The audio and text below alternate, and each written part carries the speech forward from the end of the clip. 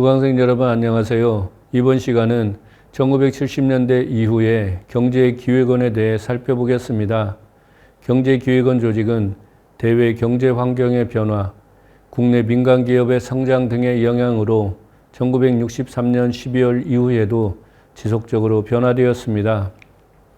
여기에서는 군사정부가 민간정부로 이양된 이후 박정희 정부 기간 동안의 경제기획원 조직 변화를 설명하고, 아울러 1980년대에 경제기획원 조직이 크게 변화되는데 그 배경 등을 간략히 살펴보기로 하겠습니다.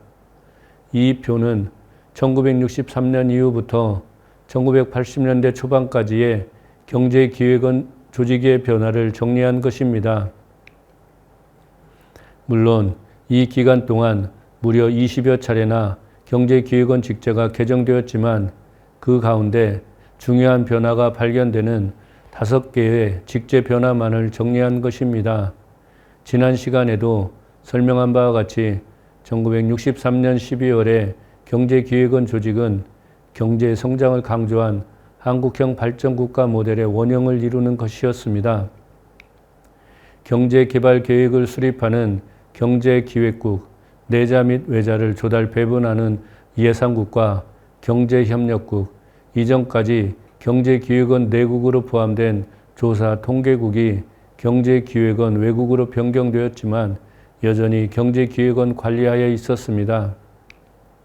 이러한 경제기획원 조직의 원형은 1967년 4월에 정부조직법 개정에 의해 경제기획원의 기술관리국이 과학기술처로 승격되어 이관한 것을 제외하면 1973년 1월까지 거의 그대로 유지되었습니다. 1973년 1월에 단행된 경제기획원 조직 변화는 경제기획원의 역할 변화를 알리는 전조였습니다. 이때 상호 모순되는 기능이 동시에 강화되고 있었습니다. 즉, 한편에서는 경제성장이나 중화공업을 육성하기 위해 기존의 경제협력국은 그대로 유지한 채 외국인 투자를 촉진하기 위해 투자진흥국을 신설하고 외자 사업을 관리하기 위한 외자관리국이 이때 신설되었습니다. 그러나 다른 한편으로는 물가정책국이 신설되어 성장정책에 기인하여 발생하는 인플레이션을 완화하겠다는 기능을 추가하였습니다. 물론 박정희 정부의 성장 우선 정책에 밀려 그 역할을 충분히 수행하지는 못했지만 그 이후에도 경제기획원의 물가를 관리하는 업무가 계속 강화되었던 것은 사실입니다.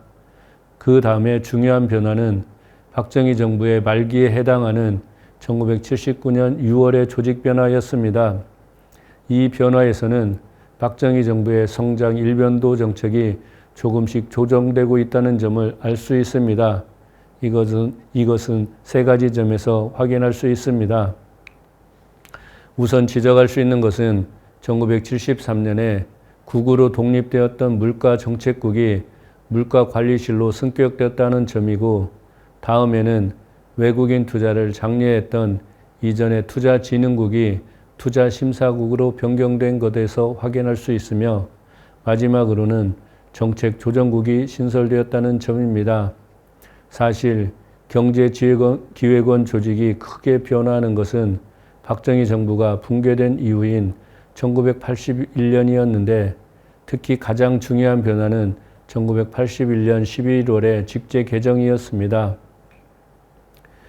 표에서 확인할 수 있듯이 이때 경제협력차관부, 경제협력국, 외자관리국이 경제기획원 조직에서 빠졌는데 이들 업무는 전부 재무부로 이관되었던 것입니다.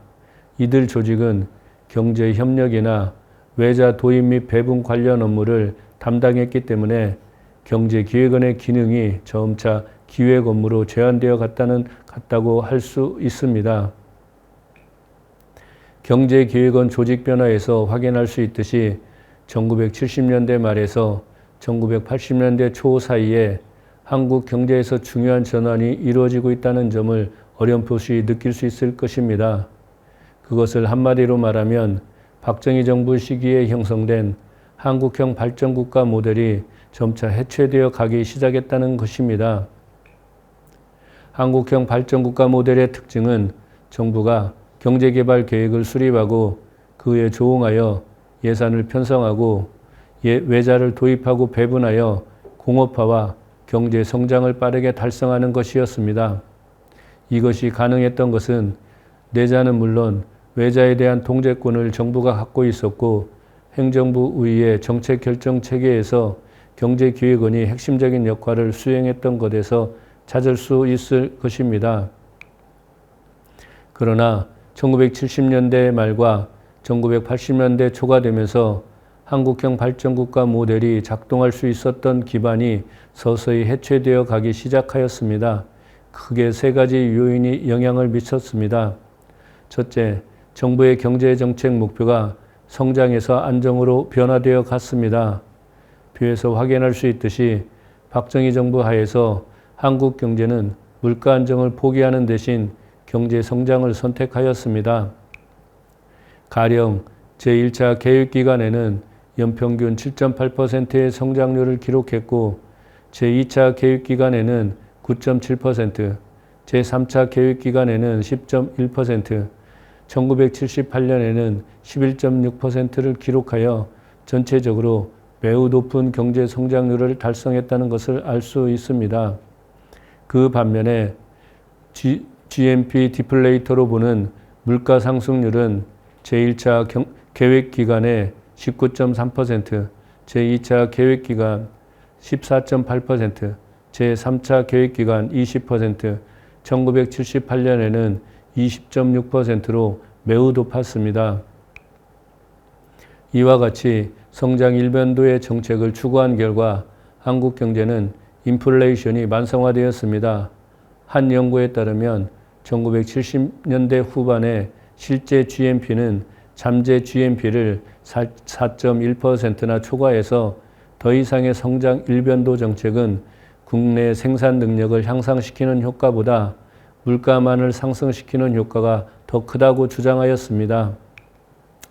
이에 만성적인 인플레이션 구조 하에서 경제 성장을 지속할 수 없다는 결론을 얻은 경제기획원은 성장 우선 정책에서 벗어나 안정 위에서 성장 기반을 다지는 정책으로 전환할 것을 결정하고 1979년 초부터 구체적으로 노력하기 시작하였습니다. 1979년 4월 19일에 발표된 경제안정 종합시책은 한국 정부의 경제정책 목표가 성장에서 안정으로의 전환을 알리는 상징적인 사건이었습니다. 물론 경제안정 정책으로의 전환은 이제까지 지속된 성장 일변도 정책 기조에서 쉽게 이루어지지는 않았지만 1980년대에 들어서면서 점차적으로 이행되어 갔습니다. 둘째, 대외 경제 환경의 변화를 지적할 수 있습니다. 주지하듯이 1970년대 후반에는 대내적으로는 정부의 역할을 줄이고 시장의 역할을 확대해야 하고 대외적으로는 상품, 외환, 자본의 이동이 자유로워야 한다는 신자유주의가 대두하기 시작하였습니다. 한국에서도 1970년대 후반부터 수입 자유화가 본격적으로 추진되기 시작하였습니다. 1967년 가트 가입을 계기로 수입품 관리 방식이 포지티브 방식에서 네거티브 방식으로 전환되어 수입 자유화율이 크게 상승했지만 그 이후 중화공업 육성 정책 등을 계기로 수입 자유화율은 오히려 정체했었습니다. 그러다 1978년 2월에 수입 자유화 대책위원회가 설치된 것을 계기로 수입 자유화 논의는 활성화되었고 수입 자유화율은 꾸준히 상승하여 1988년에는 95%에 도달하였습니다. 한편 수입이 자유화된다는 것은 이에 필요한 외환 거래의 자유화를 요구하게 됩니다. 이에 한국 정부는 1988년 경상거래에 의해 수반되는 외환 거래를 자유화했고 자본 이동도 점차 자유화를 확대해 나갔습니다. 셋째, 민간 기업이 크게 성장했다는 점입니다. 1960년대 초부터 한국형 발전국가 모델 하에서 추진된 산업정책은 민간 기업이 성장하는 토대가 되었습니다. 다음 강의에서 몇몇 사례를 통해 박정희 정부 하에 산업정책이 민간 기업의 성장에 어떻게 기여했는가를 살펴보겠지만 오늘날 한국을 대표하는 기업들은 대부분 박정희 정부 시기를 거치며 성장했던 것입니다. 이상과 같이 1970년대 말부터 1980년대에 걸쳐 전개된 대내외 경제 환경의 변화는 한국형 발전국가 모델의 기반을 약화시켰던 것입니다. 우선 정부가 시장에 개입할 수 있는 수단이 크게 줄어들었습니다. 외환 자유화, 자본 자유화 속에서 정부의 외자 통제권은 약화되었고 금융 자유화가 추진되는 과정에서 내자에 대한 통제권도 약화되었습니다. 반면 민간 기업은 정부 직접적인 지원이 없어도 성장할 수 있는 기반을 확대해 갔습니다. 이런 상황에서 정부 역할은 줄어들었고 경제기획원의 조직과 기능 역시 변화해 갔으며 결국 1994년 12월에 경제기획원은 재정경제원으로 재편되었던 것입니다. 이번 강의는 7번째 강의로 경제기획원 설립과 역할이라는 주제로 살펴보았습니다. 다음 8번째 강의에서는 경제개발계획의 수립과 집행이라는 주제로 강의를 이어가도록 하겠습니다. 감사합니다.